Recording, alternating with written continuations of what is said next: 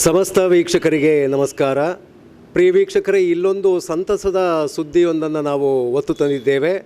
ದಾವಣಗೆರೆ ಕನ್ನಡ ಸಾಹಿತ್ಯ ಪರಿಷತ್ತು ಅದು ರಾಜ್ಯಾದ್ಯಂತ ಮನೆ ಮಾತಾಗಿದೆ ಮತ್ತು ತನ್ನ ವಿಶಿಷ್ಟವಾದ ವಿನೂತನವಾದ ಕಾರ್ಯಗಳಿಂದಾಗಿ ಕನ್ನಡ ನಾಡಿನೆಲ್ಲೆಡೆ ಆ ಒಂದು ಕನ್ನಡದ ಕಂಪನ್ನು ಪಸರಿಸುವ ನಿಟ್ಟಿನಲ್ಲಿ ದಾವಣಗೆರೆ ಜಿಲ್ಲೆಯ ಕನ್ನಡ ಸಾಹಿತ್ಯ ಪರಿಷತ್ನ ಜಿಲ್ಲಾಧ್ಯಕ್ಷರಾದ ಶ್ರೀಯುತ ಬಿ ವಾಮದೇವಪ್ಪ ಅವರು ಕೂಡ ತಮ್ಮನ್ನು ವಿಶೇಷ ಕನ್ನಡಿಗರು ಎಂಬಂತೆ ಗುರುತಿಸ್ಕೊಂಡಿದ್ದಾರೆ. ಆ ಹಿನ್ನೆಲೆಯಲ್ಲಿ ಅವರ ಒಂದು ಕನ್ನಡ ಪರಿಚಾರಿಕೆ ಮತ್ತು ಕನ್ನಡದ ಸೇವೆಯನ್ನು, ಸಾಹಿತ್ಯದ ಸೇವೆಯನ್ನು ಗುರುತಿಸಿ ಪ್ರತಿಷ್ಠಿತ ದಿನಪತ್ರಿಕೆ ಆದಂತಹ ವಿಶ್ವವಾಣಿ ದಿನಪತ್ರಿಕೆ ಈ ಬಾರಿಯ ಗ್ಲೋಬಲ್ ಅಚೀವರ್ಸ್ ಅವಾರ್ಡ್ಗೆ ಅವರನ್ನು ಆಯ್ಕೆ ಮಾಡಿ ಆ ಮೂಲಕ ಈಗ ಸಮಸ್ತ ಕನ್ನಡಿಗರ ಪರವಾಗಿ ವರ್ಷದ ವ್ಯಕ್ತಿಯನ್ನಾಗಿ ಆಯ್ಕೆ ಮಾಡಿ ಅವರಿಗೆ ಗೌರವವನ್ನು ಸಲ್ಲಿಸ್ತಾ ಇದೆ. ಈ ಸಂದರ್ಭದಲ್ಲಿ ಸಮಸ್ತ ಕನ್ನಡದ ಮನಸ್ಸುಗಳ ಪರವಾಗಿ ಅವರಿಗೆ ಹಾರ್ದಿಕ ಅಭಿನಂದನೆಯನ್ನು ಸಲ್ಲಿಸ್ತಾ ಅವರ ಈ ಸಂತಸವನ್ನು ನಮ್ಮ ವೀಕ್ಷಕರ ಜೊತೆಗೆ ಹಂಚಿಕೊಳ್ಳುವಂತಹ ಒಂದು ಪ್ರಯತ್ನವೇ ಈ ಸಂಚಿಕೆ. ಸರ್, ದಾವಣಗೆರೆ ಜಿಲ್ಲೆಯ ಸಮಸ್ತ ಕನ್ನಡಿಗರ ಪರವಾಗಿ ಮತ್ತು ನಾಡಿನ ಸಮಸ್ತ ಕನ್ನಡದ ಮನಸ್ಸುಗಳ ಪರವಾಗಿ ತಮಗೆ ವಿಶ್ವವಾಣಿಯ ಪ್ರತಿಷ್ಠಿತ ಗ್ಲೋಬಲ್ ಅಚೀವರ್ಸ್ ಅವಾರ್ಡ್ ಆಯ್ಕೆ ಆಗಿದ್ದೀರಿ ತಾವು. ಆ ಪ್ರಶಸ್ತಿಗೆ ಭಾಜನರಾದ ತಮಗೆ ಸಮಸ್ತ ಕನ್ನಡಿಗರ ಪರವಾಗಿ ಹೃತ್ಪೂರ್ವಕವಾದಂತಹ ಹಾರ್ದಿಕ ಅಭಿನಂದನೆಗಳು ಸರ್. ಸರ್, ಈ ಗ್ಲೋಬಲ್ ಅಚೀವರ್ಸ್ ಅವಾರ್ಡ್ ಅಂತ ಹೇಳಿದರೆ ಏನು, ತಮ್ಮನ್ನು ಆಯ್ಕೆ ಮಾಡಿರುವಂತಹ ಮಾನದಂಡಗಳು ಏನು ಅನ್ನೋದರ ಕುರಿತು ಒಂದಷ್ಟು ನಮ್ಮ ವೀಕ್ಷಕರ ಜೊತೆ ಹಂಚಿಕೊಳ್ಳಿ ಸರ್. ಮಧ್ಯ ಕರ್ನಾಟಕದ ದಾವಣಗೆರೆ ಜಿಲ್ಲೆಯ ಸಮಸ್ತ ಕನ್ನಡ ಅಭಿಮಾನಿಗಳಿಗೆ ಮತ್ತು ನಮ್ಮ ದಾವಣಗೆರೆ ಜಿಲ್ಲೆಯ ಹೆಸರಾಂತ V1 ನಮ್ಮ ಚಾನಲ್ನವರಿಗೆ, ಅದರಲ್ಲೂ ಅದರ ಮಾಲೀಕರಾದಂಥ ಚಿದಾನಂದ ಮತ್ತು ಅದರ ನಿರೂಪಣೆ ಮಾಡಲಿಕ್ಕೆ ಆಗಮಿಸಿರುವಂಥ ನಮ್ಮ ಗಂಗಾಧರ್ ನಿಟ್ಟೂರ್ ಅವರಿಗೆ ನಾನು ಪ್ರಪ್ರಥಮವಾಗಿ ನಾನು ಒಬ್ಬ ಕನ್ನಡ ಸಾಹಿತ್ಯ ಲೋಕದ ದಾವಣಗೆರೆಯ ಜಿಲ್ಲಾ ಪ್ರತಿನಿಧಿಯಾಗಿ V1 ಚಾನಲ್ ಮೂಲಕ ನನ್ನ ಅನಿಸಿಕೆಗಳನ್ನು ಕನ್ನಡಿಗರಿಗೆ ತಲುಪಿಸಲಿಕ್ಕಾಗಿ ಬಂದಿದ್ದಕ್ಕಾಗಿ ನಾನು V1 ಚಾನಲ್ನ ಮಾಲೀಕರಿಗೆ ಮತ್ತು ನಮ್ಮ ಗಂಗಾಧರ್ ನಿಟ್ಟೂರ್ ಅವರಿಗೆ ನಾನು ಅಭಿನಂದನೆಗಳನ್ನು ಸಲ್ಲಿಸ್ತಾ, ಈಗ ಉತ್ತಮವಾದಂಥ ಪ್ರಶ್ನೆಯನ್ನು ಕೇಳಿದ್ದಾರೆ. ವಿಶ್ವವಾಣಿ ಗ್ಲೋಬಲ್ ಅಚೀವರ್ಸ್ ಅವಾರ್ಡ್ ಅನ್ನೋದು ಅತ್ಯಂತ ಹೆಸರಾಂತ ಮತ್ತು ದೀರ್ಘ ಇತಿಹಾಸವನ್ನು ಹೊಂದಿರುವಂಥ ವಿಶ್ವವಾಣಿ ಪತ್ರಿಕೆ ತಮ್ಮೆಲ್ಲರಿಗೂ ಗೊತ್ತಿದೆ. ಒಂದು ಕಾಲದಲ್ಲಿ ವಿಶ್ವವಾಣಿ ಪಾಟೀಲ್ ಪುಟ್ಟಪ್ಪನವರ ನೇತೃತ್ವದಲ್ಲಿ ಮತ್ತು ಅನೇಕ ದಿಗ್ಗಜರ ನೇತೃತ್ವದಲ್ಲಿ ನಡ್ಕೊಂಡು ಬಂದಿದೆ. ಇವತ್ತು ವಿಶ್ವೇಶ್ವರ ಭಟ್ರಂತರವರ ಮಾಲೀಕತ್ವದಲ್ಲಿ ಈ ವಿಶ್ವವಾಣಿ ಪತ್ರಿಕೆ ವಿಶ್ವದ ನಾನಾ ಭಾಗಗಳನ್ನು ತಲುಪಿಸುವಂಥ ಕಾರ್ಯವನ್ನು ಮತ್ತು ತನ್ನದೇ ಆದಂಥ ಚಾನಲನ್ನು ಕೂಡ ನಡೆಸುವಂಥ ಕಾರ್ಯವನ್ನು ಅದು ಮಾಡ್ತಾಯಿದೆ ಅಂಥೇಳಿ ನಾನಾದರೂ ನೋಡಿದ್ದೇನೆ, ಕೇಳಿದ್ದೇನೆ ಮತ್ತು ತಮ್ಮೆಲ್ಲರಿಗೂ ಗೊತ್ತಿರುವಂಥ ವಿಷಯ. ನನ್ನ ಈ ಆಯ್ಕೆಗೆ ನನಗೆ ಕರೆ ಬಂದಾಗ ವಿಶ್ವವಾಣಿ ಕಡೆಯಿಂದ ನಿಮ್ಮನ್ನು ಗ್ಲೋಬಲ್ ಅಚೀವರ್ಸ್ ಅವಾರ್ಡಿಗೆ ನಮ್ಮ ತಂಡ ಆಯ್ಕೆ ಮಾಡಿದೆ. ನಮ್ಮ ವಿಶ್ವೇಶ್ವರ ಭಟ್ರು ಇಲ್ಲಿಂದ ಅನೇಕ ಜನರ ಹೆಸರನ್ನು ಕಳಿಸಿದ್ವಿ, ನಿಮ್ಮ ಹೆಸರನ್ನು ನಾವು ಸೂಚಿಸಿದ್ದೇವೆ ಅನ್ನುವಂಥ ಮಾತನ್ನು ತಿಳಿಸಿದಾಗ ನಾನು ಅವರಿಗೆ ಪ್ರತಿಕ್ರಿಯಿಸಿದ್ದು, ನಾನು ಯಾವುದೇ ಪ್ರಶಸ್ತಿಗಳಿಗೆ ನಾನು ಹೆಚ್ಚು ಮಾರು ಹೋಗುವಂಥ ವ್ಯಕ್ತಿತ್ವ ನನ್ನದಲ್ಲ. ನಾನು ಯಾವುದೇ ಪ್ರಶಸ್ತಿಗಳಿಗೆ ಆಸೆ ಪಡುವಂಥ ವ್ಯಕ್ತಿನೂ ಕೂಡ ನಾನಲ್ಲ. ಕೆಲವೇ ಬೆಳ್ಳೆಣಿಕೆ ಅಷ್ಟು ಪ್ರಶಸ್ತಿಗಳು ಒತ್ತಾಯಪೂರ್ವಕವಾಗಿ ಕೊಟ್ಟಿರುವುದನ್ನು ಮುಂಚಿತವಾಗಿ ಅವರು ಪ್ರಕಟಿಸಿ ನನ್ನನ್ನು ಕೇಳಿದಂಥ ಸಂದರ್ಭದಲ್ಲಿ ನಾನು ಒಪ್ಪಿಕೊಂಡು ಪ್ರಶಸ್ತಿಗಳನ್ನು ಪಡೆದಿರುವಂಥ ದಾಖಲೆಗಳು ಇವೆಯೇ ವಿನಃ ಅಂಥ ವ್ಯವಸ್ಥೆ ನನ್ನಲ್ಲಿ ಇಲ್ಲ ಅಂತ ಹೇಳಿದಾಗಲೂ ಕೂಡ ಇಲ್ಲ. ನಮ್ಮ ವಿಶ್ವೇಶ್ವರ ಭಟ್ರು ವಿಶೇಷವಾಗಿ ನಿಮ್ಮನ್ನು ಆಯ್ಕೆ ಮಾಡಿದ್ದಾರೆ. ಕನ್ನಡ ನಾಡು ನುಡಿ ಮತ್ತು ನೆಲ ಜಲ ಮತ್ತು ನಿಮ್ಮದೇ ಆದಂಥ ಸಾಹಿತ್ಯದ ಪರಿಚಾರಿಕೆಯನ್ನು ನಮ್ಮ ಸಂಪಾದಕರು ಗುರುತಿಸಿ ನಿಮ್ಮನ್ನು ಆಯ್ಕೆ ಮಾಡಿದ್ದಾರೆ.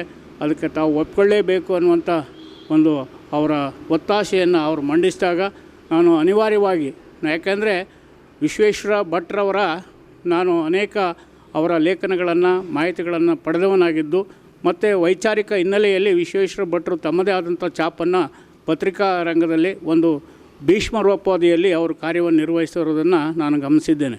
ವಿಶ್ವವಾಣಿ ಮೂಲಕ ಇವತ್ತು ನಾಡಿನ, ರಾಷ್ಟ್ರದ ಮತ್ತು ವಿಶ್ವವನ್ನು ಗಮನ ಸೆಳೆಯುವಂಥ ಅನೇಕ ವೈಚಾರಿಕ ಲೇಖನಗಳು, ಸುದ್ದಿಗಳನ್ನು ಮುಟ್ಟಿಸುವಂಥ ಮತ್ತು ಅವುಗಳಿಗೆ ನ್ಯಾಯವನ್ನು ಒದಗಿಸುವಂಥ ಕೆಲಸವನ್ನು ವಿಶ್ವವಾಣಿ ಪತ್ರಿಕೆ ಮಾಡ್ತದೆ.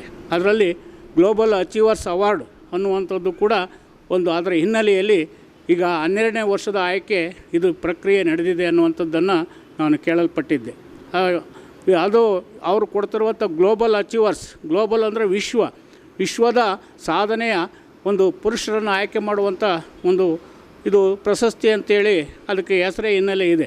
ಅದನ್ನು ಕನ್ನಡೀಕರಣ ಮಾಡಿ ಹೇಳೋದಾದರೆ ವಿಶ್ವದ ಸಾಧಕರನ್ನ ಅದು ಕನ್ನಡಿಗರ ಸಾಧಕರನ್ನ ಗುರುತಿಸಿಕೊಡುವಂಥ, ಅದು ವಿಶ್ವದ ನಾನಾ ಭಾಗಗಳಲ್ಲಿ ಗುರುತಿಸಿಕೊಡುವಂಥ ಒಂದು ಪ್ರಶಸ್ತಿ ಇದಾಗಿದೆ ಅಂಥೇಳಿ ಅವರು ಹೇಳಿದಾಗ, ಅದರಲ್ಲೂ ಈ ವರ್ಷ 12ನೇ ವರ್ಷದ ವಿಶ್ವವಾಣಿ ಗ್ಲೋಬಲ್ ಅಚೀವರ್ಸ್ ಅವಾರ್ಡು ದಕ್ಷಿಣ ಆಫ್ರಿಕಾದ ಜೋಹಾನ್ಸ್ಬರ್ಗ್ ಸಮೀಪದಲ್ಲಿರುವಂಥ ಅತ್ಯಂತ ಹೆಸರಾಂತ, ವಿಶ್ವದಲ್ಲೇ ಅತ್ಯಂತ ಸುಂದರವಾದ ಮತ್ತು ಹೆಸರಾಂತ ಸನ್ ಸಿಟಿ ಅನ್ನುವಂಥದ್ದು, ಅದರಲ್ಲಿ ಅನೇಕ ವಿಶ್ವದ ಕಾರ್ಯಕ್ರಮಗಳು ಜರುಗುವಂಥ ಒಂದು ಮಹಾ ಸಭಾಂಗಣದಲ್ಲಿ ಈ ವರ್ಷ ಇದೇ ಫೆಬ್ರವರಿ 24ರಂದು ಅಲ್ಲಿ ಪ್ರಶಸ್ತಿ ಪ್ರದಾನ ಮಾಡಲಾಗುವುದು ಅಂತ ಹೇಳಿದಾಗ, ನಾನು ಅನಿವಾರ್ಯವಾಗಿ ಅವರ ಒತ್ತಾಸೆಗೆ ಅಷ್ಟೇ ಅಲ್ಲ, ನನ್ನ ಕನ್ನಡ ಸೇವೆ ವಿಶ್ವಮಟ್ಟದಲ್ಲಿ ಗುರುತಿಸುವ ಒಂದು ಕೆಲಸ ಆಗ್ಬೋದು ಅನ್ನುವಂಥ ಒಂದೇ ಕಾರಣಕ್ಕಾಗಿ ನಾನು ಹೊತ್ಕೊಂಡು ಈ ಒಂದು ಕಾರ್ಯಕ್ರಮಕ್ಕೆ ಹೋಗಲಿಕ್ಕೆ ನಾನು ಸಿದ್ಧನಾಗಿದ್ದೇನೆ.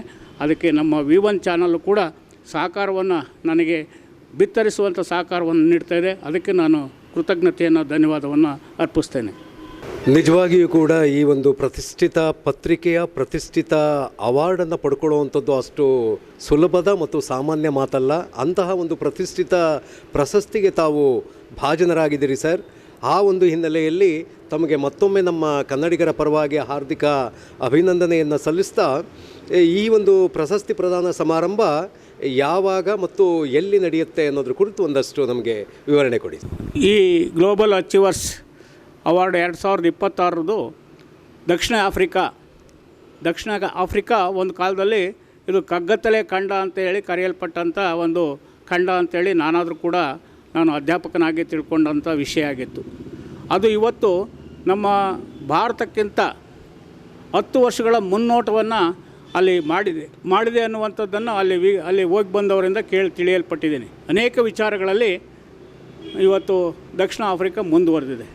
ಮುಖ್ಯವಾಗಿ ಅದು ಯಾಕೆ ನಮಗೆ ಭಾರತೀಯರಿಗೆ ಮುಖ್ಯ ಆಗುತ್ತೆ ಅಂದರೆ, ಇವತ್ತು ಭಾರತದ ಸ್ವಾತಂತ್ರ್ಯದ ಹೋರಾಟಕ್ಕೆ ಒಂದು ನೆಲೆಯನ್ನು ಕೊಟ್ಟಂಥ ಸ್ಥಳ ಅಂದರೆ ಇವತ್ತು ದಕ್ಷಿಣ ಆಫ್ರಿಕಾ.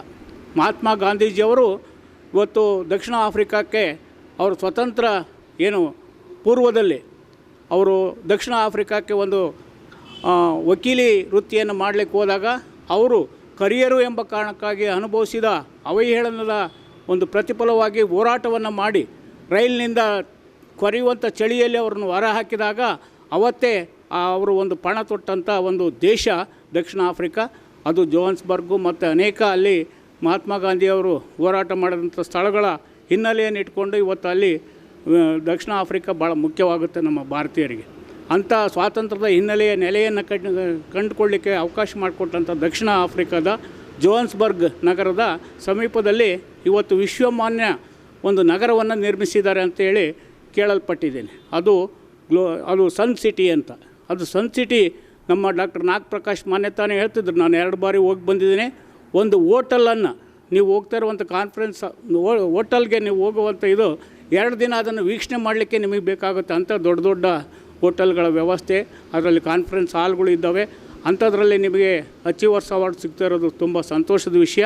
ಅಷ್ಟೇ ಅಲ್ಲ, ನಮ್ಮ ಐತಿಹಾಸಿಕ ನೆಲೆಗಟ್ಟಿನಲ್ಲಿ ನೆಲ್ಸನ್ ಮಂಡೇಲಾ ಅಂಥವರು 27 ವರ್ಷಗಳ ಕಾಲ ಕರಿಯರ ಹಕ್ಕಿಗೋಸ್ಕರ ಹೋರಾಟ ಮಾಡಿದಂಥ ಒಂದು ದೇಶ ಅಂದರೆ ದಕ್ಷಿಣ ಆಫ್ರಿಕಾ. ಅಂಥ ದೇಶದಲ್ಲಿ ನಾನು ಕೂಡ ಐತಿಹಾಸಿಕ ಅಧ್ಯಾಪಕನಾಗಿ, ಇತಿಹಾಸದ ಅಧ್ಯಾಪಕನಾಗಿ, ಇತಿಹಾಸವನ್ನು ಚೆನ್ನಾಗಿ ಬಲ್ಲವನಾಗಿ, ಭೌಗೋಳಿಕ ಹಿನ್ನೆಲೆಯನ್ನು ಗೊತ್ತಿರುವಂಥವನಾಗಿ ಅಂಥ ಒಂದು ದಕ್ಷಿಣ ಆಫ್ರಿಕಾದಲ್ಲಿ ನಾನು ಇಂಥ ಪ್ರಶಸ್ತಿಯನ್ನು ಸ್ವೀಕರಿಸ್ತಾ ಇರೋದು ನನ್ನ ಪೂರ್ವಜನ್ಮದ ಮತ್ತು ನನ್ನ ಗುರು ಹಿರಿಯರ ಎಲ್ಲರ ಪುಣ್ಯದ ಫಲವಾಗಿ ಮತ್ತು ಕನ್ನಡದ ಸೇವೆಯ ಪ್ರತಿರೂಪವಾಗಿ ನನಗೆ ಈ ಪ್ರಶಸ್ತಿ ಸಿಗ್ತದೆ ಅಂತೇಳಿ ಇದೇ ಫೆಬ್ರವರಿ 24ರಂದು ಆ ದಕ್ಷಿಣ ಆಫ್ರಿಕಾದ ಜೋಹಾನ್ಸ್ಬರ್ಗ್ ಸಮೀಪದ ಸನ್ ಸಿಟಿಯಲ್ಲಿ ಈ ಒಂದು ಪ್ರಶಸ್ತಿಯನ್ನು ನಾನು ಸ್ವೀಕರಿಸಲಿಕ್ಕೆ ಹೋಗ್ತಾ ಇದ್ದೇನೆ. ಈ ಪ್ರಶಸ್ತಿ ಸಮಾರಂಭದಲ್ಲಿ ಇವತ್ತು ಕರ್ನಾಟಕದ ಅನೇಕ ನಮ್ಮ ರಾಜಕಾರಣಿಗಳು, ಮಂತ್ರಿವರ್ಯರು ಮತ್ತು ನಮ್ಮ ದೇಶದ ರಾಯಭಾರಿಗಳು ಮತ್ತು ಆ ದೇಶದ ರಾಯಭಾರಿಗಳು, ಕಲಾ ತಂಡಗಳು ಎಲ್ಲವೂ ಕೂಡ ಭಾಗವಹಿಸ್ತವೆ ಅನ್ನುವಂಥದ್ದು ನಾನು ಕೇಳಲ್ಪಟ್ಟಿದ್ದೇನೆ. ನಂತರ ಅದರ ಒಂದು ಅಭಿರುಚಿ, ಅದರ ಒಂದು ಸಾಧನೆಯ ಪ್ರತಿಫಲ ಇವತ್ತು ಕನ್ನಡಿಗರಿಗೆ ಈ ಒಂದು ವಿಶ್ವವಾಣಿ ಗ್ಲೋಬಲ್ ಅಚೀವರ್ಸ್ ಅವಾರ್ಡ್ ಮೂಲಕ ದೊರಕಬಹುದು ಅನ್ನುವಂಥ ಆಶಯವನ್ನು ಕೂಡ ನಾನು ಹೊಂದಿದವನಾಗಿದ್ದೇನೆ. ತಮ್ಮ ಒಂದು ಬಹುದಿನದ ಕನಸು ದಾವಣಗೆರೆಯಲ್ಲಿ ವಿಶ್ವ ಕನ್ನಡ ಸಮ್ಮೇಳನವನ್ನು ಆಯೋಜಿಸಬೇಕು ಅನ್ನುವಂಥದ್ದು. ತಮ್ಮ ಒಂದು ಅಧಿಕಾರದ ಅವಧಿಯಲ್ಲಿ ಅದಕ್ಕಾಗಿ ತಾವು ಬಹಳಷ್ಟು ಶ್ರಮಿಸಿದಿರಿ, ಕನಸುಗಳನ್ನು ಕಟ್ಟಿದಿರಿ. ಹಾಗೆಯೇ ಅದರ ಪೂರ್ವ ತಯಾರಿಗಾಗಿಯೂ ಕೂಡ ತಾವು ಬಹಳಷ್ಟು ಶ್ರಮಿಸಿದಿರಿ ಸರ್. ಅದು ಎಲ್ಲ ಸಮಸ್ತ ದಾವಣಗೆರೆ ಜಿಲ್ಲೆಯ ಕನ್ನಡಿಗರಿಗೆ ಗೊತ್ತಿರುವಂಥ ಸಂಗತಿ.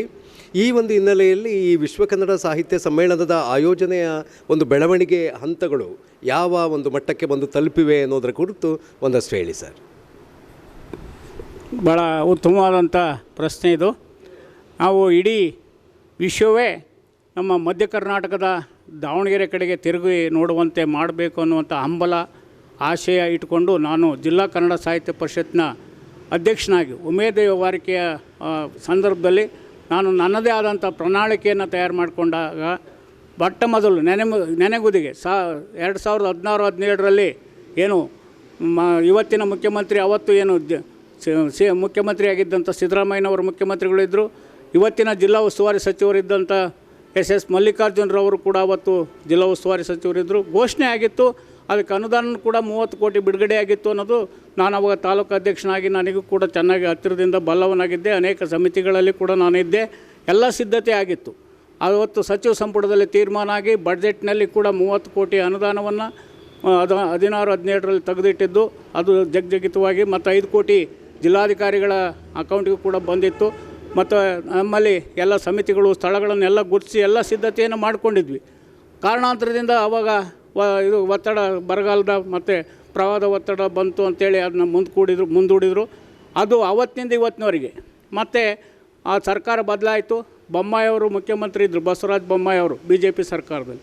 ಅವರು ಮುಖ್ಯಮಂತ್ರಿ ಇದ್ದಾಗ ಅವರ ಬಡ್ಜೆಟ್ನಲ್ಲಿ ಒತ್ತಾಯ ಮಾಡಿ ಅವರಲ್ಲಿ ಕೂಡ ಒತ್ತಡ ಬೀರಿದಾಗ ಬಡ್ಜೆಟ್ನಲ್ಲಿ ದಾವಣಗೆರೆಯಲ್ಲಿ ವಿಶ್ವಕರ್ಣ ಸಮ್ಮೇಳನ ಮಾಡಲಿಕ್ಕೆ ನಾವು ಹಣಕಾಸನ್ನು ಕೊಡ್ತೀವಿ ಎನ್ನುವಂಥ ಘೋಷಣೆಯನ್ನು ಕೂಡ ಮಾಡಿದರು.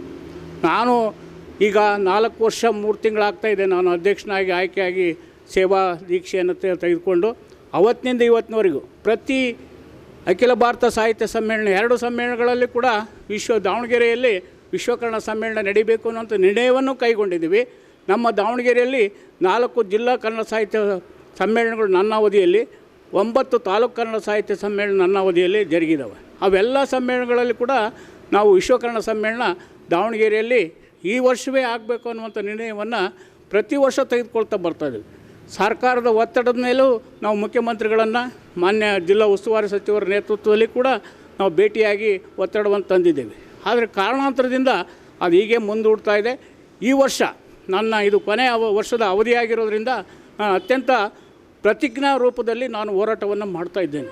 ಈಗಾಗಲೇ ಎಲ್ಲ ಜಿಲ್ಲಾ ಉಸ್ತುವಾರಿ ಸಚಿವರಿಗೆ ಒಳಗೊಂಡಂತೆ ಮುಖ್ಯಮಂತ್ರಿಗಳಿಗೆ ನಾನು ಒಂದು ಮನವಿಯನ್ನು ಕೂಡ ನಾನು ಸಲ್ಲಿಸಿದ್ದೇನೆ. ನಮ್ಮ ದಾವಣಗೆರೆ ಜಿಲ್ಲಾ ಉಸ್ತುವಾರಿ ಸಚಿವರು ಅಷ್ಟೇ ಅಲ್ಲ, ನಮ್ಮಲ್ಲಿ ಏನು 32 ಜನ ಸಚಿವರಿದ್ದಾರೆ ಅವರಿಗೆ ಮತ್ತು ಆ ಮುಖ್ಯ ಕಾರ್ಯದರ್ಶಿಗಳಿಗೆ ಮತ್ತು ನಮ್ಮ ನಿಗಮ ಮಂಡಳಿಗಳ ಸರ್ಕಾರದ ಕನ್ನಡ ಅಭಿವೃದ್ಧಿ ಪ್ರಾಧಿಕಾರದ ಅಧ್ಯಕ್ಷರು ಇರ್ಬೋದು, ಮತ್ತು ನಮ್ಮ ಸಾಹಿತ್ಯ ಅಕಾಡೆಮಿ ಅಧ್ಯಕ್ಷರು ಇರ್ಬೋದು, ನಾಟಕ ಅಕಾಡೆಮಿ ಅಧ್ಯಕ್ಷರು ಇರ್ಬೋದು, ಮತ್ತು ನಮ್ಮ ಪುಸ್ತಕ ಅಭಿವೃದ್ಧಿ ಪ್ರಾಧಿಕಾರದ ಅಧ್ಯಕ್ಷರು, ಮತ್ತು ಸರ್ಕಾರಿ ನೌಕರರ ಸಂಘದ ರಾಜ್ಯಾಧ್ಯಕ್ಷರು, ಮತ್ತು ಜೊತೆಗೆ ಕಾರ್ಯನಿರತ ಪತ್ರಕರ್ತರ ಸಂಘದ ರಾಜ್ಯಾಧ್ಯಕ್ಷರು, ಇವರೆಲ್ಲರೂ ಕೂಡ ಮೇಲೆ ಒತ್ತಡ ತಂದು ಅವರೆಲ್ಲರೂ ಕೂಡ ಮಾನ್ಯ ಮುಖ್ಯಮಂತ್ರಿಗಳಿಗೆ ಈ ವರ್ಷದ ಬಡ್ಜೆಟ್ನಲ್ಲೇ ನೀವು ಹಣವನ್ನು ತೆಗೆದಿರಿಸಬೇಕು, ಅದಕ್ಕೆ ದಿನಾಂಕ ತಿಂಗಳನ್ನು ಕೂಡ ಘೋಷಣೆ ಮಾಡಬೇಕು ಅನ್ನುವಂಥ ಒತ್ತಾಸೆಯನ್ನು ನಾನು ಈಗಾಗಲೇ ಪತ್ರಗಳ ಮೂಲಕ ಅನೇಕ ಸಂಘಟನೆಗಳ ಮೂಲಕ ಕನ್ನಡ ಪರ ಸಂಘಟನೆಗಳು, ರೈತಪರ ಸಂಘಟನೆಗಳು ಎಲ್ಲರ ಮೂಲಕ ಹೋರಾಟವನ್ನು ನಡೆಸ್ತಾ ಬಂದಿದ್ದೇನೆ. ಇದು ನನ್ನ ಸಾಹಿತ್ಯ ಪರಿಷತ್ನ ಕೆಲಸ ಅಲ್ಲ, ಇದು ಪ್ರತಿಯೊಬ್ಬ ಕನ್ನಡಿಗರ ಕೆಲಸ. ಆ ಕಾರಣಕ್ಕೋಸ್ಕರ ಎಲ್ಲರೂ ಕೈ ಜೋಡಿಸ್ತಾ ಇದ್ದಾರೆ. ಮಧ್ಯ ಕರ್ನಾಟಕದಲ್ಲಿ ಈಗ ಮೊದಲನೇ ವಿಶ್ವಕನ್ನಡ ಸಮ್ಮೇಳನ ಮೈಸೂರಿನಲ್ಲಿ, 2ನೇ ವಿಶ್ವಕನ್ನಡ ಸಮ್ಮೇಳನ ಬೆಳಗಾವಿಯಲ್ಲಿ, 1ನೇ ವಿಶ್ವಕನ್ನಡ ಸಮ್ಮೇಳನ ರಾಮಕೃಷ್ಣ ಹೆಗಡೆಯವರಿದ್ದಾಗ ನಡೆದಿತ್ತು. 2ನೇ ವಿಶ್ವಕನ್ನಡ ಸಮ್ಮೇಳನ ಬೆಳಗಾವಿಯಲ್ಲಿ BS ಯಡಿಯೂರಪ್ಪರವರು ಮುಖ್ಯಮಂತ್ರಿ ಆಗಿದ್ದಾಗ ನಡೆದಿತ್ತು. ಈ ಸಾರಿ ನುಡಿದಂತೆ ನಡೆಯುವಂಥ ಮುಖ್ಯಮಂತ್ರಿ ಇರುವಂಥ ಸಿದ್ದರಾಮಯ್ಯನವರ ಕಾಲದಲ್ಲಿ ಏನು ಭಾಷೆ ಕೊಟ್ಟಿದ್ರು, ನುಡಿದಿದ್ರು, ಅದನ್ನು ನಡೆಸಿಕೊಡುವಂಥ ಹೊಣೆಗಾರಿಕೆ ಇಂದಿನ ಮುಖ್ಯಮಂತ್ರಿಗಳಾದಂಥ ಸಿದ್ದರಾಮಯ್ಯನವರಿಗೆ ಮತ್ತು ದಾವಣಗೆರೆ ಜಿಲ್ಲಾ ಸಚಿವರಾದ SS ಮಲ್ಲಿಕಾರ್ಜುನರ ಮೇಲೆ ಇದೆ ಅಂಥೇಳಿ ದಾವಣಗೆರೆ ಎಲ್ಲ ತಾಲೂಕು ನಮ್ಮ MLA ಏನು ವಿಧಾನಸಭೆ ಸದಸ್ಯರುಗಳು ಮತ್ತು ವಿಧಾನ ಪರಿಷತ್ ಸದಸ್ಯರುಗಳು ಮತ್ತು ಎಲ್ಲ ಜನಪ್ರತಿನಿಧಿಗಳ ಮೇಲೆ ನಾನು ಈಗಾಗಲೇ ಒತ್ತಡವನ್ನು ಹಾಕಿದ್ದೇನೆ. ಅದರ ಪ್ರಯತ್ನ ಮುನ್ನಡೆದಿದೆ. ಈಗ ಬರುವಂಥ ಮಾರ್ಚ್ 6ರಂದು ಬರುವಂಥ ಆಯವ್ಯಯದಲ್ಲಿ ನಮ್ಮ ದಾವಣಗೆರೆಯಲ್ಲಿ 3ನೇ ವಿಶ್ವಕನ್ನಡ ಸಮ್ಮೇಳನ ನಡೀಲಿಕ್ಕೆ ಘೋಷಣೆ ಮಾಡ್ತಾರೆ ಅನ್ನುವಂಥ ಆಶಾಭಾವನೆಯನ್ನು ಇಟ್ಕೊಂಡಿದ್ದೀವಿ. ಯಾರು ಕನ್ನಡಿಗರಿಗಾಗಿ ಕೆಲಸ ಮಾಡ್ತಾರೋ ಅಥವಾ ಯಾವ ಸರ್ಕಾರ ಅಥವಾ ಯಾವ ಪ್ರತಿನಿಧಿಗಳು ಕೆಲಸ ಮಾಡ್ತಾರೆ ಅವರ ಮುಂದೆ ಮುಂಚೂಣಿಯಲ್ಲಿ ಮತ್ತೊಮ್ಮೆ ಕನ್ನಡ ಸೇವೆ ಮಾಡುವಂಥ ಅವಕಾಶ ತಾಯಿ ಭುವನೇಶ್ವರಿ ಕರುಣಿಸ್ತಾಳೆ ಅನ್ನುವಂಥ ಆಶಯವನ್ನು ನಾನು ಹೊಂದಿದ್ದೇನೆ. ಅಂಥ ಕೆಲಸವನ್ನು ಇಂದಿನ ಘನ ಸರ್ಕಾರ, ಮಾನ್ಯ ಮುಖ್ಯಮಂತ್ರಿಗಳು ಮತ್ತು ಎಲ್ಲ ಸಚಿವ ಸಂಪುಟದ ಸದಸ್ಯರು ಮತ್ತು ಜನಪ್ರತಿನಿಧಿಗಳು, ಮಠಾಧೀಶ್ವರರು, ಎಲ್ಲ ಜನಪರ ಹೋರಾಟಗಾರರು ಮಾಡಬೇಕು ಅಂತೇಳಿ ನಾನು ಹೋರಾಟ ಸದಾ ಇದೆ ಅಂತ ಹೇಳಿ ನಮ್ಮ V1 ಚಾನಲ್ ಮೂಲಕ ಮತ್ತೊಮ್ಮೆ ನಾನು ಸ್ಪಷ್ಟೀಕರಣ ಕೊಡಲಿಕ್ಕೆ ಬಯಸ್ತೇನೆ. ಇದು ಯಶಸ್ಸು ಸಿಕ್ಕೇ ಸಿಗುತ್ತೆ ಅನ್ನುವಂಥ ಆಶಾಭಾವನೆ ನಮ್ಮದಾಗಿದೆ ಅನ್ನುವಂಥ ಮಾತನ್ನು ಕೂಡ ನಿಮ್ಮ ಮೂಲಕ ನಾನು ಹೇಳಲಿಕ್ಕೆ ಬಯಸ್ತಾ ಇದ್ದೇನೆ. ನಿಜವಾಗಿಯೂ ಕೂಡ ದಾವಣಗೆರೆ ಜಿಲ್ಲೆಯ ಸಮಸ್ತ ಕನ್ನಡಿಗರು ಹೆಮ್ಮೆ ಪಡುವಂತಹ ಒಂದು ಗ್ಲೋಬಲ್ ಅಚೀವರ್ಸ್ ಅವಾರ್ಡ್ ಅದು ನಮ್ಮ ದಾವಣಗೆರೆ ಜಿಲ್ಲೆಯ ಕನ್ನಡ ಸಾಹಿತ್ಯ ಪರಿಷತ್ತಿನ ಜಿಲ್ಲಾಧ್ಯಕ್ಷರಾದ ಶ್ರೀಯುತ B ವಾಮದೇವಪ್ಪ ಸರ್ ಅವರಿಗೆ ಸಂದಿರುವಂಥದ್ದು. ಆ ಒಂದು ಪ್ರಶಸ್ತಿಗೆ ಅವರನ್ನು ಆಯ್ಕೆ ಮಾಡಿರುವಂಥದ್ದು ಒಂದು ಪ್ರಶಸ್ತಿಗೆ ಸಂದಿರುವಂತಹ ಗೌರವ ಅಂತ ಹೇಳಿ ಭಾವಿಸ್ಬೋದು. ಯಾಕೆ ಅಂತೇಳಿದರೆ ಕನ್ನಡದ ಪರಿಚಾರಿಕೆಯ ವಿಷಯದಲ್ಲಿ ಅವರು ಎಷ್ಟು ನಿಷ್ಠುರವಾದಿಗಳು ಅಂತೇಳಿದರೆ, ಕನ್ನಡಕ್ಕೆ ಕುಂದು ಬರುವಂತಹ ಸಂದರ್ಭ ಇದ್ದಲ್ಲಿ ಅದು ಯಾವುದೇ ಅಧಿಕಾರಿ ಆಗಿರಲಿ ಅಥವಾ ಜನಸಾಮಾನ್ಯರನ್ನೇ ಆಗಲಿ ಅಥವಾ ಯಾವುದೇ ಒಂದು ಸ್ಥಳದಲ್ಲಿ ಆಗಲಿ ನೇರವಾಗಿ ಅವರು ಧ್ವನಿಯನ್ನು ಎತ್ತುವಂತಹ ಒಬ್ಬ ಸಜ್ಜನ ಕನ್ನಡಿಗ ಆಗಿದ್ದಾರೆ. ಹಾಗೆಯೇ ಈ ಒಂದು ಇಳಿ ವಯಸ್ಸಿನಲ್ಲಿಯೂ ಕೂಡ ಭತ್ತದ ಉತ್ಸಾಹದಿಂದ ಅವರು ಕನ್ನಡದ ಕನಸುಗಾರನಾಗಿ ದಣಿವರಿಯದ ಒಂದು ಕ್ರಿಯಾಶೀಲ ವ್ಯಕ್ತಿತ್ವದಿಂದ ಈ ಕನ್ನಡದ ಸೇವೆಯನ್ನು ಅವರು ನಿರಂತರ ಮಾಡ್ತಾ ಇದ್ದಾರೆ. ಆ ಹಿನ್ನೆಲೆಯಲ್ಲಿ ಅವರಿಗೆ ಈ ಒಂದು ಗೌರವ ಪುರಸ್ಕಾರ ಲಭಿಸಿರುವಂಥದ್ದು ನಮ್ಮ ದಾವಣಗೆರೆ ಜಿಲ್ಲೆಯ ಕನ್ನಡತನವನ್ನು ದಕ್ಷಿಣ ಆಫ್ರಿಕಾದಲ್ಲೂ ಕೂಡ ಆ ಬಾವುಟವನ್ನು ಆರಿಸುವಂತಹ, ಪತಾಕೆಯನ್ನು, ಕನ್ನಡದ ಘಮವನ್ನು ಹರಡುವಂತಹ ಒಂದು ಕಾರ್ಯ ಅದು ನಿಜಕ್ಕೂ ಒಂದು ಶ್ಲಾಘನೀಯ ಕಾರ್ಯ ಅಂತೇಳಿ ಭಾವಿಸ್ಕೊಳ್ತಾ ಮತ್ತೊಮ್ಮೆ ಶ್ರೀಯುತ B ವಾಮದೇವಪ್ಪ ಸರ್ ಅವರಿಗೆ ಸಮಸ್ತ ಕನ್ನಡಿಗರ ಪರವಾಗಿ ಹಾರ್ದಿಕ ಅಭಿನಂದನೆಗಳನ್ನು ಅರ್ಪಿಸ್ತಾ, ಅದರೊಟ್ಟಿಗೆ ಅವರ ಬಹುದಿನದ ಕನಸು ದಾವಣಗೆರೆಯಲ್ಲಿ ವಿಶ್ವ ಕನ್ನಡ ಸಾಹಿತ್ಯ ಸಮ್ಮೇಳನವನ್ನು ನಡೆಸಬೇಕು ಅನ್ನುವಂಥ ಆ ಕನಸೇನಿದೆ ಅದು ನನಸಾಗಲಿ ಅನ್ನುವಂಥ ಒಂದು ಆಶಯವನ್ನು ಕೂಡ ಸಮಸ್ತ ಕನ್ನಡಿಗರ ಪರವಾಗಿ ವ್ಯಕ್ತಪಡಿಸ್ತಾ ಈ ಕಾರ್ಯಕ್ರಮಕ್ಕೆ ಮಂಗಳವನ್ನು ಆಡ್ತಾ ಇದ್ದೇವೆ. ಶ್ರೀಯುತ ವಾಮದೇವಪ್ಪ ಸರ್ ಅವರಿಗೆ ಮತ್ತೊಮ್ಮೆ ಹಾರ್ದಿಕ ಅಭಿನಂದನೆಗಳು ಸರ್. ಆತ್ಮೀಯರೇ, ಈ ಸಂದರ್ಭದಲ್ಲಿ ದಾವಣಗೆರೆ ತಾಲೂಕು ಕನ್ನಡ ಸಾಹಿತ್ಯ ಪರಿಷತ್ನ ಕ್ರಿಯಾಶೀಲ ಅಧ್ಯಕ್ಷರಾದ ಶ್ರೀಮತಿ ಸುಮತಿ ಜಯಪ್ಪ ಅವರು ಕೂಡ ನಮ್ಮೊಡನೆ ಉಪಸ್ಥಿತರಿದ್ದಾರೆ. ಬನ್ನಿ ಅವರ ವಿಚಾರವನ್ನು ಕೂಡ ನಾವು ಆಲಿಸೋಣ. ಎಲ್ಲ ಕನ್ನಡದ ಮನಸ್ಸುಗಳಿಗೆ ನಮಸ್ಕಾರ. ಇವತ್ತು ನಮ್ಮ ಜಿಲ್ಲಾ ಅಧ್ಯಕ್ಷರಾಗಿರ್ತಕ್ಕಂಥ ಶ್ರೀ B ವಾಮದೇವಪ್ಪ ತೊಗ್ಲೇರಿ ಇವರಿಗೆ ಗ್ಲೋಬಲ್ ಅಚೀವರ್ಸ್ ಅವಾರ್ಡ್ ಬಂದಿರೋದು ತುಂಬಾ ಖುಷಿಯಾಗ್ತಾ ಇದೆ. ಕೆಲವರು ಈ ಪ್ರಶಸ್ತಿಗಳನ್ನು ಹುಡ್ಕೊಂಡು ಹೋಗ್ತಾರೆ, ಆದರೆ ಕೆಲವರಿಗೆ ಯೋಗ ಇರುತ್ತೆ, ಯೋಗ್ಯತೆ ಇರಲ್ಲ. ಆದರೆ ಕೆಲವರಿಗೆ ಯೋಗ್ಯತೆ ಇರುತ್ತೆ, ಯೋಗ ಇರಲ್ಲ. ಆದರೆ ನಮ್ಮ ಸರ್ಗೆ ಯೋಗ್ಯತೆಯೂ ಇದೆ, ಯೋಗನೂ ಇದೆ. ಇವೆರಡೂ ಇರೋದರಿಂದ ಅವ್ರಿಗೆ ಇಂಥದ್ದೊಂದು ಪ್ರಶಸ್ತಿ ಬರೋದಕ್ಕೆ ಸಾಧ್ಯ ಆಗಿದೆ. ಅವರು ಅತ್ಯಂತ ಕ್ರಿಯಾಶೀಲ, 76ರ ಹರೆಯದಲ್ಲೂ 26ರ ಹರೆಯದಂತೆ ಅವರು ಅತ್ಯಂತ ಪಾದರಸದಂತಹ ವ್ಯಕ್ತಿತ್ವವನ್ನು ಇಟ್ಕೊಂಡ್ಬಿಟ್ಟು ಈ ಕನ್ನಡ ಭುವನೇಶ್ವರಿಯ ತೇರನ್ನು ಇಡೀ ಜಿಲ್ಲೆಯಲ್ಲಿ ಅತ್ಯಂತ ಸಮರ್ಥವಾಗಿ ಎಳಿತಾ ಬರ್ತಾ ಇದ್ದಾರೆ. ತಾವು ಬೆಳೆಯೋದೇ ಮುಖ್ಯ ಅಂತೇಳಿ ಅವ್ರು ಅಂದ್ಕೊಂಡಿಲ್ಲ, ಆದರೆ ತಾವು ಬೆಳೆಯುವುದರ ಜೊತೆಗೇ ತನ್ನ ಜೊತೆ ಇರ್ತಕ್ಕಂಥ ಎಲ್ಲರನ್ನೂ ಬೆಳೆಸುವಂತಹ ಒಂದು ವ್ಯಕ್ತಿತ್ವ ಅವ್ರದ್ದು. ಒಂಥರ ನಮ್ಮ ಇಡೀ ಕನ್ನಡ ಸಾಹಿತ್ಯ ಪರಿಷತ್ತಿನಲ್ಲಿ ಎಲ್ಲ ತಾಲೂಕಿನ ಅಧ್ಯಕ್ಷರುಗಳಿಗೆ ಇವರೊಂಥರ ತಂದೆ ಇದ್ದ ಥರ. ಒಬ್ಬ ತಂದೆ ತಪ್ಪು ಮಾಡಿದಾಗ ತಿದ್ದಿ ಮುಂದೆ ಕರ್ಕೊಂಡು ಹೋಗ್ತಾನೆ. ತನಗೆ ಕಾಣುವಂಥದ್ದು ತನ್ನ ಮಕ್ಕಳಿಗೂ ಕಾಣಿಸ್ಲಿ ಅಂತ ಹೇಳಿಬಿಟ್ಟು ಅವನನ್ನು ತನಗಿಂತ ಹೆಚ್ಚು ಕಾಣಿಸ್ಬೇಕು ಅನ್ನೋದು ತಂದೆಯ ಒಂದು ಅಭಿಪ್ರಾಯ ಆಗಿರುತ್ತೆ.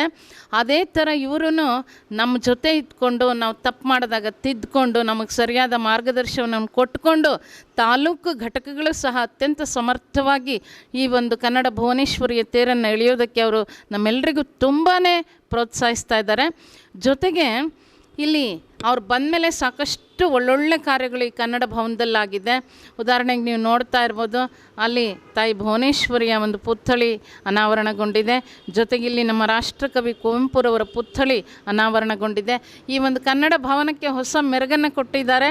ಹಳದಿ ಮತ್ತು ಕೆಂಪು ಈ ಒಂದು ಬಣ್ಣವನ್ನು ಹಚ್ಚೋದ್ರ ಮೂಲಕ ಇದರ ಸೌಂದರ್ಯವನ್ನು ಮತ್ತಷ್ಟು ಅರ್ಥಪೂರ್ಣವಾಗಿ ಮಾಡೋದಕ್ಕೆ ಪ್ರಯತ್ನ ಮಾಡಿದ್ದಾರೆ.